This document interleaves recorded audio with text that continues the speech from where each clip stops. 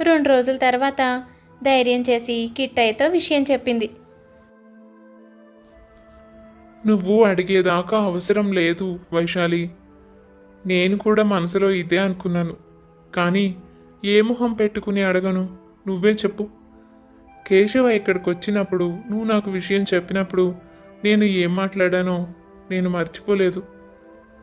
నా కోపం వల్ల తనని ఎంతో బాధ పెట్టి ఉంటాను.